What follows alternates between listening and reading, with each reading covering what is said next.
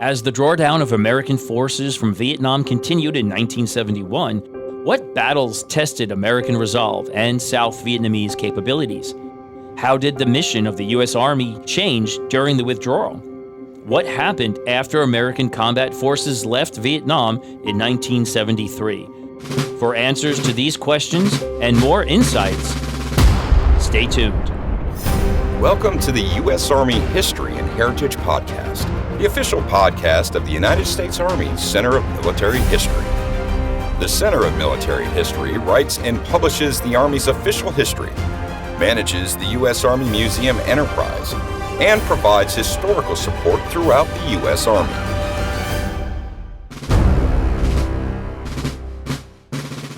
Hello, everyone, and welcome back to the United States Army History and Heritage Podcast. I'm Lee Reynolds, the Strategic Communications Officer for the Center of Military History.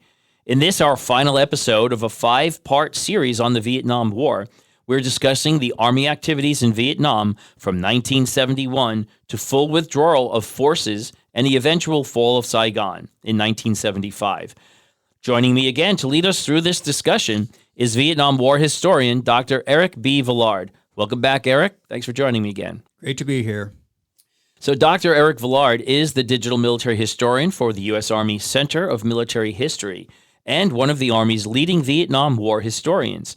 He wrote a volume in the U.S. Army Combat Operations in Vietnam War series titled Staying the Course, October 1967 to September 1968, which was published in December of 2017. He's currently working on the next book in that series, covering October 1968 to December 1969. And outside of CMH, Dr. Villard is the founder of the Vietnam War History Foundation, a nonprofit organization that has over 44,000 members on its Facebook group. He has also appeared as a historical advisor and analyst on many documentary projects, including to Ken Burns and Lynn Novick for their Vietnam War documentary series. A great series there, and I'm sure you contributed a lot to that. So now, Erik, what am I missing about your background? Oh, I think that's about it. The fact that I'm a avid video game player and have 3 Shih Tzus that keep me busy. Mm-hmm. But no, again, Vietnam War is always my passion, and it's great to be here in the 5th episode and kind of bring it all home. All right, great. Well, then let's just jump right back into it and pick up the discussion where we left off at the end of 1970. We had talked about the Cambodian incursion and the drawdown of American forces. So as 1971 begins, what's the situation on the ground? So by early 1971, the Americans who still remain have basically stepped back from combat operations. There are some units that are capable of doing that, but the South Vietnamese are doing most of the fighting by this point.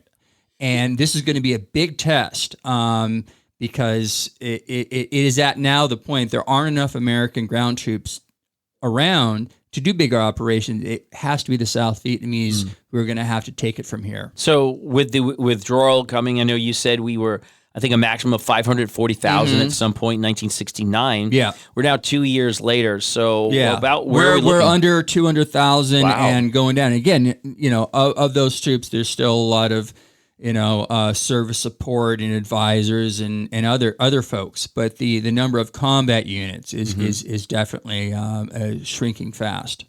So what was what did the communists do to engage American South Vietnamese forces during this time frame? So this is, again, early 71. After a couple of very rough years for them, they are beginning to think about the next step. And as I mentioned in the last episode, they have moved away from the idea of winning sort of a guerrilla war. They're going to launch a conventional invasion. So they spent a lot of 1970 building up the Ho Chi Minh Trail in Laos, this logistical pipeline, to the point where they actually have fuel gas pipelines running down the trail. Wow. They've got paved roads. They've got hardened waypoints.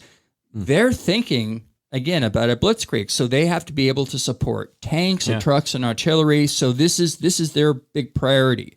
Of course, just doesn't go unnoticed. by the Americans and South Vietnamese. And so in early 1971, the South Vietnamese launch a cross-border operation into Laos to cut the Ho Chi Minh Trail. This is something the Americans had talked about before, but had never done. Now, here in early 71, the South Vietnamese are actually going to do it. The Americans will help, principally aviation support, helicopters flying them across the border, but not engaging in an active combat role, but still supplying them with logistics. Right. So the South Vietnamese are going to take a couple of their best divisions to do this operation. This is going to be a real test for the South Vietnamese. Yeah, what was American involvement? You mentioned aviation, helicopters. What about fast movers, aircraft supporting the operation, artillery, that type of stuff? So Laos was always kind of its own set of rules. So for most of the war, southern Laos had been bombed by the Americans significantly because we saw it as an extension of the battlefield, and so we sort of gave it a special priority. So American, air power, could be used, but as much as possible, Nixon wants this to be a South Vietnamese show. He wants this to be a victory, for President Thieu, a show that the South Vietnamese have sort of arrived. And so the Americans will certainly help as much as they can, but really not so much in a combat role, not so much in artillery. This is really going to be a South Vietnamese effort. So how effective was those attacks into Laos? It started off with some promise. South Vietnamese forces crossed the border and advanced, sort of, fairly deep, heading towards their objective. But pretty soon, every kilometer got harder and harder as the North Vietnamese converged. The North Vietnamese had been spending years preparing for this just same eventuality. I mean, it doesn't take a fool to understand that there's only a couple of places where you can try to cut so they've been preparing, and at this stage they have very, very sophisticated weapons. So for example, you talked about the American fast movers and the aviation. Well, this is now a point where the North Vietnamese have radar guided missiles in Laos. Oh, wow. They have radar guided anti-aircraft guns. They have a ton of troops. So early in the operation, the South Vietnamese start running into real trouble. And the problem is President Thieu doesn't want to risk too many of those troops because they're his best. They're his most loyal. So he actually tells his commanders sort of behind the scenes, look, keep casualties down. Once you sort of reach that certain bingo, then you need to turn around and come back. And that's essentially what happened when they ran into real resistance. Thieu decided that he needed to pull out some of his best troops, and at the end, some of those South Vietnamese troops ended up, hanging off of American helicopter skids, as they're being pulled away from the landing zone. Walk us through the rest of 1971. Were there any other significant battles that at least the U.S. forces were involved with?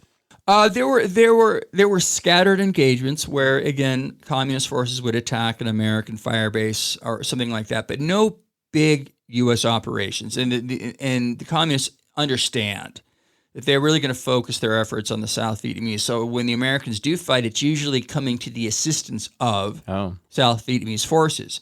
So there's still plenty of fighting, and but a lot of the fighting now, again, is Vietnamese and Vietnamese. Yeah. The Vietnamese army, continuing to grow. I mean, it's approaching 1 million people under arms. They have more sophisticated weapons, but they still don't have the quality that they need to get the job done themselves. And this is clear to really everyone. And the communists, seeing that the South Vietnamese haven't reached that standard, decide to go ahead with this big offensive in early 1972. Okay. Right, this blitzkrieg that they had been building up for. Right. So really, up until then, they're keeping the pressure on. Keeping with pressure these on. battles. It's a lot of you might call it sort of village level war stuff. Yeah. Not too many big stand up Waiting battles. out the Americans. Exactly, waiting out the And Americans. So before we get to the offensive, you're talking about the Easter offensive. How has all this affected the American role? Combat power is going away. Yeah. Numbers of troops are going away. So what is the U.S. Army focusing on during this time? So in this drawdown period, what the Americans are doing in a way is kind of reverting back to the early days where the Americans are emphasizing some things that they do particularly well, which in some cases is continuing to be like close air support, but also particularly things like armed helicopters, right? We still have a significant number of them there. And by this point in the war, the Americans are beginning to employ some very sophisticated weapons. So, for example, they're beginning to arm helicopters. We talked about the Huey. Huey helicopter, right. The iconic image, really, of the Vietnam War. So as a stopgap measure, they turned those into gunships, but they created something called a Cobra, an H-1 Cobra, which is basically a slimmed-down Huey to serve as a gunship. Now, an attack helicopter. Exactly. They're thinking ahead, but they're also thinking, understanding where the war is going, that they may need something more powerful to deal with the North Vietnamese. So they'd be experimenting, for example, with guided anti-tank missiles, things like that. Is that the TOW? The TOW missile, exactly. Missile. So they're beginning to work on some more sophisticated weapons. So the Americans, to the extent that they're helping, are doing things like armed helicopters, airstrikes. Advisors are still everywhere. Logistically, right. I think it's fascinating to see that we're taking up much more of an advisory capacity at this point, kind of like what we did in the lead up to the war. Right. As troops are withdrawing, we're advising sort more. of like Benjamin Button. You sort of aging backwards, right? Yeah, something like that. All right, and so we get into 1972 and talk about the Easter offensive. What happened here? So the leaders in Hanoi decide that the time has come. Most American combat troops have left. Right. Communists have had a couple of years to build up their forces. So in early 72, they launch a massive conventional invasion of South Vietnam from Laos and Cambodia. Right. And North Vietnam. Was the purpose of this to influence the Paris peace talks, or was it let's get Vietnam now and don't have to worry about the talks? At this point, they thought, hey, if we can win it on the battlefield, we don't really. The talks, they're ongoing, but they haven't made a lot of progress. The sides are still pretty far apart. This what they call the East Offensive of 1972. Now, this was just like, we're just going to cut out the middleman. We're just going to seize by force. Right. And it would, again, invading from numerous locations, operating as divisions. They're using Soviet-made tanks, Soviet-made artillery pieces, trucks. This is like, serious conventional war. And initially, it really pushes the South Vietnamese to the limit. They have to give ground in some places, but pretty soon they hold the line at certain key places like Quang Tri and An Loc. Some of these rural towns. Right. And the key thing is, not only do they, show great courage and resolve, but the American advisors who are still there can call them the big boys. So they can still call them the airstrikes, the B-52s, the Cobra helicopters. So the combination of South Vietnamese fortitude and American air power ends up blunting this offensive. Oh, wow. And so it stops short of what the North Vietnamese objectives were. And the North Vietnamese take tremendous losses in some cases. They'll send a whole company of tanks into the attack, and it goes up in a mushroom, not a mushroom cloud, not nuclear, but in the space of 30 seconds, they're obliterated by a B-52 strike. So this offensive, it keeps going, sort of peters on for months and months and months, but it fails in its objective. And they initially captured land. You're saying that the South Vietnamese were able to blunt that. Right. were the North Vietnamese pushed back, or did they maintain control of certain areas? In many places, most places, they were pushed back to the border. They were not able to hold on to a whole lot of, at least, territory that mattered. Yeah. Significant territory. By the summer, they'd pretty much given up those gains. And so this now, again, brings the attention back to Paris. All right. Now that has failed. And where are we now, time-wise? Middle summer of 72. Summer of 72. Right. Okay. So clearly Nixon, is eager to get some kind of peace treaty. The communists, having failed in this offensive, are a little more willing to talk because that hadn't worked out too well. Mm-hmm. The South Vietnamese are getting kind of paranoid with everyone, Yeah. the Americans included, because they feel like they're getting kind of sold out. So the result of all of this is there's a flurry of negotiations that happen in the autumn. Finally, the Americans come up with sort of a peace formula that North Vietnam seems to be prepared to accept. Oh, what's that? And these are just a set of conditions. Okay. Like the Americans will withdraw combat forces, the North Vietnamese will return POWs. There will be a sort of ceasefire in place. Well, didn't we already withdraw our combat forces in August of 72? Yeah, we had no ground combat units anymore, but we still had advisors. That was August 11th, right? Of 72. Yeah. So we still had some military personnel, and we had the Navy, for example. Mm-hmm. I mean, so we could still exert. So we had air power there. We still had air power. Both helicopter, Cobras. Air Force, B-52s. I mean, you still had the ability Mm-hmm. to influence the situation. And, of course, the North Vietnamese wanted that just to be done. And then logistical support we had in Logistical country support, as well, right. and the advisors. Right. Okay. The problem is at the final hour, and this is sort of, in the autumn of 72, and it's hard to blame him. President Tu, the South Vietnamese president, looks at this deal and goes, I don't like it. Because among other things, it does not require the North Vietnamese to pull their troops out of South Vietnam. And if that's not going to happen, really, what kind of a peace is it? Mm-hmm. So there's a sort of a back and forth. Tu demands certain changes. The North Vietnamese then say, no, we're not going to sign.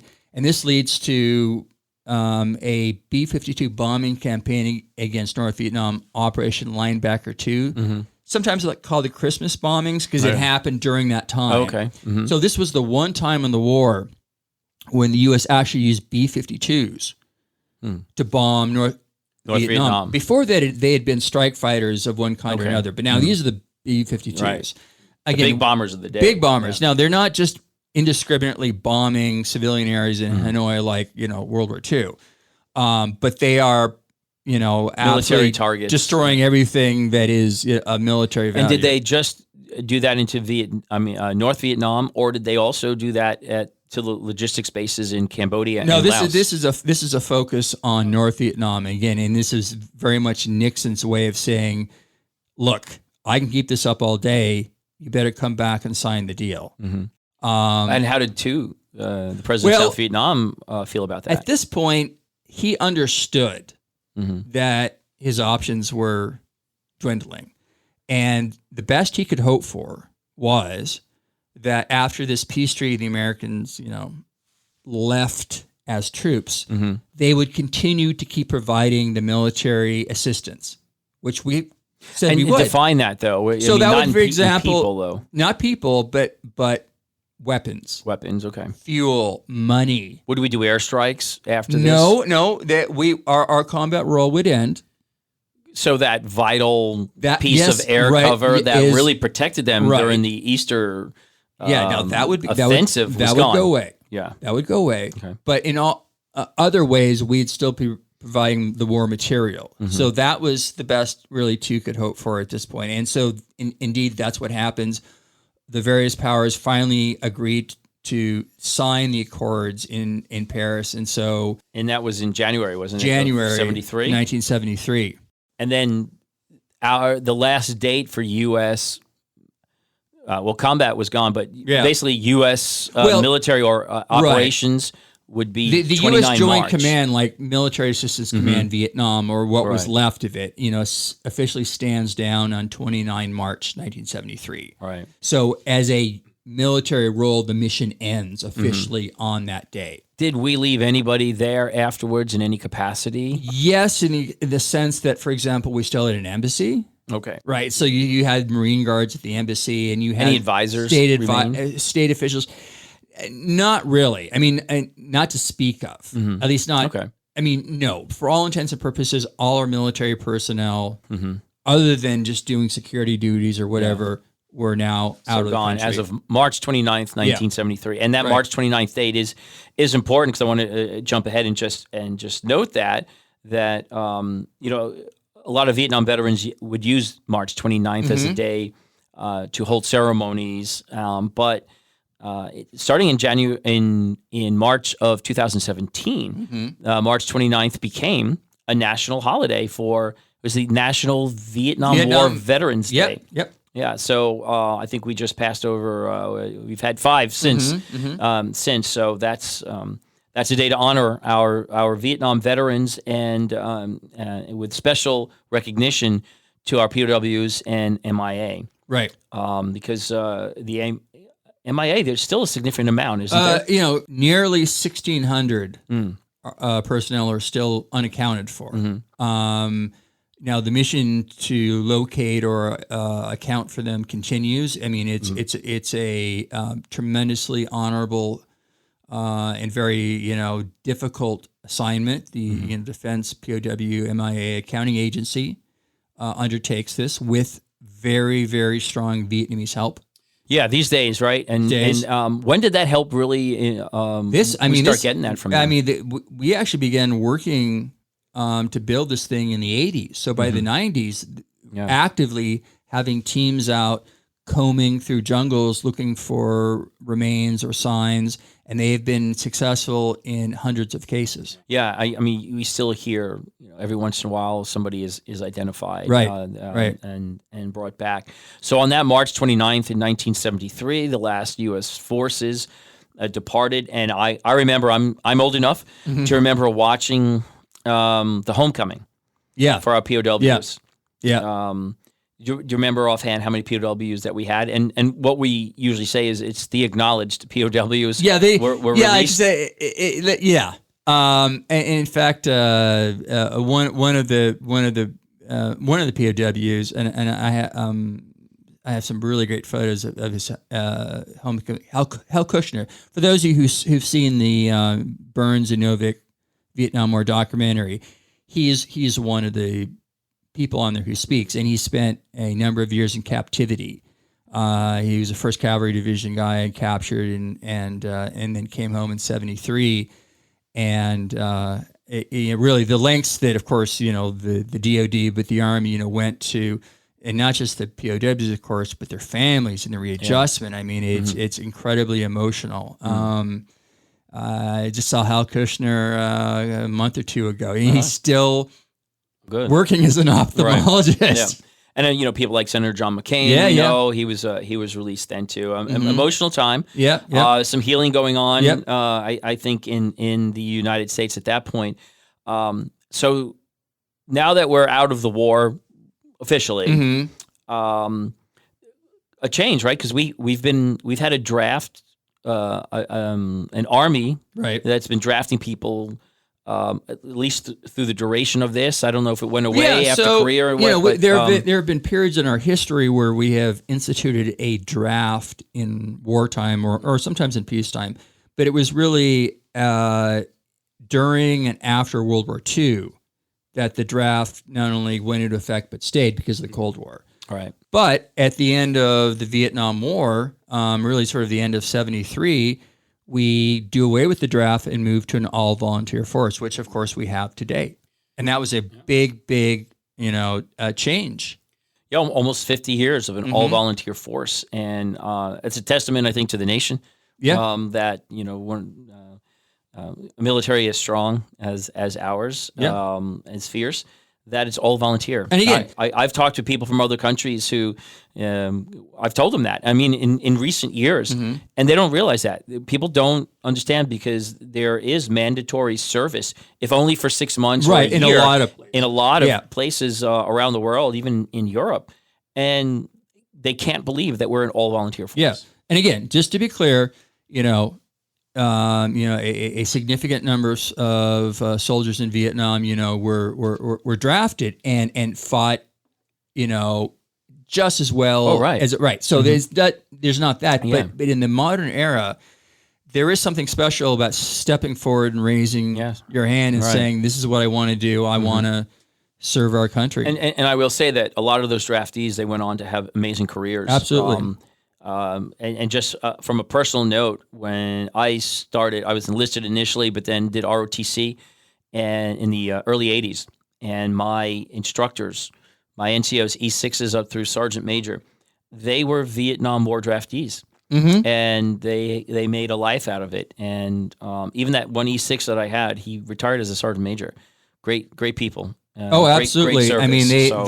the experience, the hard-won experience that they learned helped shape, the Army that developed in the decades to follow. Some of those there were some tough years in the mid-'70s, but the Army never stopped learning and transforming, and some of those junior mid-level officers in Vietnam went on to become senior Army leaders and innovators, and just took those lessons and transformed the Army. Yeah, and so just a part of this is just recognizing and honoring the service of all our Vietnam veterans. Very grateful for their service. And everyone who supported the Vietnam veterans, the USO folks, Absolutely. and all those people too. It was a tough time to serve. So whether they went in as a draftee or they volunteered, and there were a significant amount who volunteered as well. So and whether they were combat arms or they were a clerk, they all served.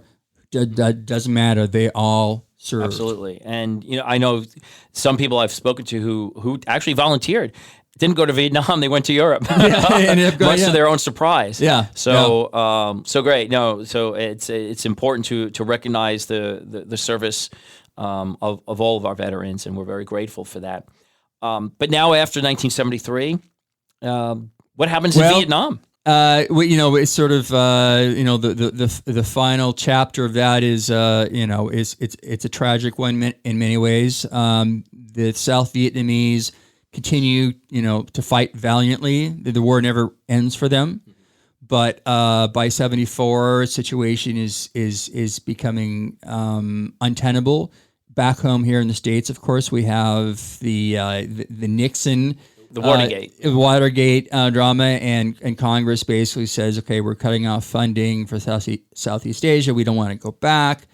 And so the South Vietnamese progressively weaken, and the North Vietnamese launch another invasion in the very end of 74. So by April 75, they in fact take over the entire country, and it becomes, a single Vietnam, which of course it is today. And there's, of course, many stories that happen afterward. Maybe in another episode we can talk about, the refugees and the boat people and some folks who humanitarian crisis, who left quite young. But I know several of them who, for example, went on to become Army officers and even Army generals. And generals too, right. So that's another story for another time. The big takeaway from this, I mean, one of the lessons learned, as a historian of this era, what are the big lessons learned that we in the military should know and understand from the Vietnam era? I think if I had to boil it down to something like that, I would say that it's important to learn from your experiences, and not just experiences that you prefer to learn from. Not the Desert Storm where you win in 100 hours, and learn from the mistakes, learn from the setbacks, learn from the really difficult. And again, so much of the Army we have now, sort of came out of lessons of Vietnam, like things like night vision technology, right? Which we are supreme at. That began in Vietnam. Right. We were using drones over North Vietnam, unmanned drones. You know, in 1960, we were using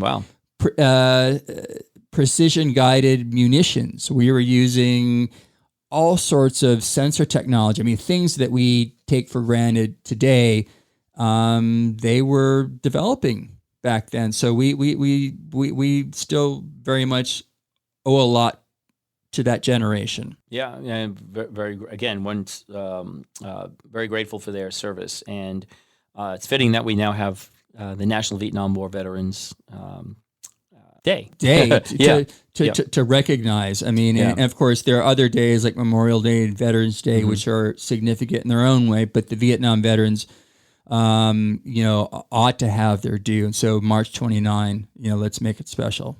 And just a reminder, too, that a lot of our current active units, National Guard, Reserve units, well, first of all, how much of a role did the Army Reserve and National Guard play in service to Vietnam? So after the Tet Offensive, there was a period where the U.S. actually did a sort of a mini surge.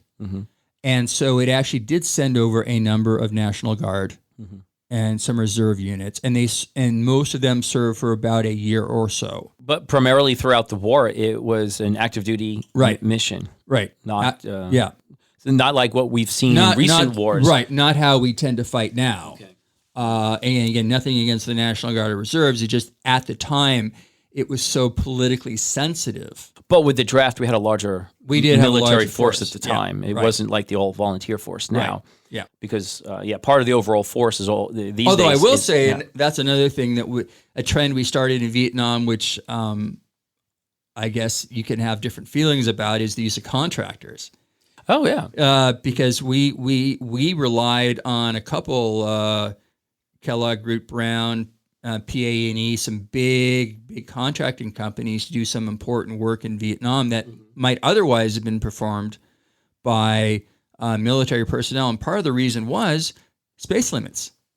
Our deal with Congress was we have a certain number of troops in South Vietnam. Well, these are not troops, right? These are civilians that we pay to do these jobs. Right. This is more like the Hua trivia. For this, so for this exactly, episode. yeah. But so let's just get into that. I mean, this has been a great discussion over these 5 episodes. Really covered what happened from the strategic level, the tactical level, the weapons. So thank you for all of these discussions. And I think let's just transition then into the Hua trivia. Earlier we talked about the volunteer force, but I think there's some cameramen that played an interesting role in Vietnam. Yeah, so this is a shout out to a lot of my people became really good friends of mine. As I became a Vietnam War researcher, I was really drawn to the images, the photos.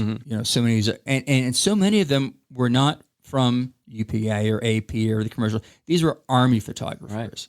And so there were 2 organizations in particular, the 221st Signal Company and DASPO, Department of Special Photographic Office. There were some others, but those are the principal ones, where they had soldiers who were trained as either still cameramen or motion film cameramen, and sent not just to Vietnam, in various parts of the world, but particularly to Vietnam. Yeah. And so a lot of the most iconic images that you see of the war were taken by these guys. And these guys, some of them had really no experience before. They were crackerjack, and they were on the front line getting these images. So again, and they were traveling around by themselves. Oh, I mean, this is back in the day where they could just walk up to a Huey with the blade spinning and say to the crew chief, "Hey, you got a space for me?" Again, these cameramen, their Army, like, sure, jump aboard. Right. So they could go wherever and film pretty much whatever. Yeah, and I think they played a critical role. It's absolutely, especially these days when we look back, as you mentioned. A lot of the most iconic images were taken by these folks who were soldiers, right? And without those images, it's like what they say with Matthew Brady in the Civil War. Yeah, would we think of it the same way? So, encourage you. You can go online. We actually did a special CMH show with the National Archives. Yes, with some of these DASPO photographers. And a lot of their images are available. And how Absolutely. can people access some of those images if they'd like to? Many of them are available through our Vietnam War CMH website. I have collected tens of thousands, and I continue to restore and post even more. So do check out our website, and again, I will be continuing to increase the number, but the quality is amazing. Yeah.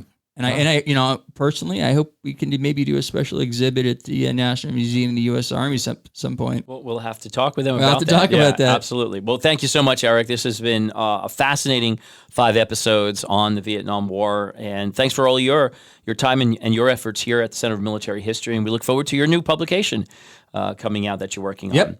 So now if anyone else wants to learn more about the Vietnam War or Army history in general, please explore our website, as Erik was talking about, at history.army.mil.